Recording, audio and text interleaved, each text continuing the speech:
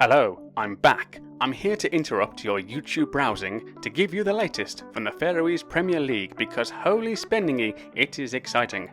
Everyone has played each other once and just 3 points separate the top 3 sides. Voitinga are top with 24 points but fell to their first defeat of the season in game week 9, losing 2-1 to Klaksvik to spoil their 100% record and end their 20-game winning streak. Leverkusen can rest easy again. HB have won 9 on the bounce in all competitions, which includes victory in the Tórshavn derby, where they beat city rivals and ground sharers B36 2-1. Which gives me another excuse to show you this wonderful picture from the same fixture last season. They also sit on 24 points with a slightly worse goal difference, putting them in second and breathing down the necks of the Vikings. Also in this run was a 3-2 win over Klaksvik in the Faroese Cup, knocking the reigning league champions out in the first round. This result would end up costing Klaksvik boss Hakan Lunov his job. He was sacked after just 8 games, winning 5 of them. Espen Haug has taken temporary charge and has taken 9 points from 9, including that 2-1 win against the league leaders, which has really tightened up the league. Klaksvik sit on 21 points in third. Newly promoted NSO Runavík have made light work of their return to the Premier League, winning 6 out of 9, including an impressive 1-0 win over B36. This run also featured a 2-1 derby win, taking 3 points home from their near neighbours B68 Toftir. None of the top 4 have drawn a match yet. Down in 5th sit B36, who are going to want to pull their socks up a bit if they're going to get into Europe next year. They had a run of 4 games without a win, which included a draw at bottom club OIF. They actually found themselves 3-1 down in that game as well.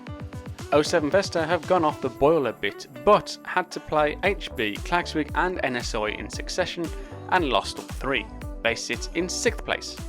Skala have already matched their points tally from last time they were in this league, and if they keep up this average, they'll be on for their best season in years.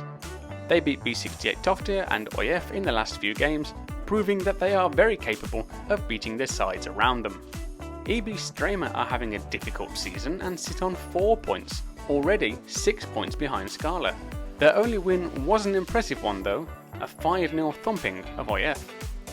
B68 and OIF are equally struggling at the bottom with just 2 points each. They both had a good chance to win this week when they played each other, only to serve up the season's first 0-0. B68 have scored just 4 goals in the last 9 games, while OIF have conceded a mighty 33. And like Klaksvik, OIF have changed their manager early doors.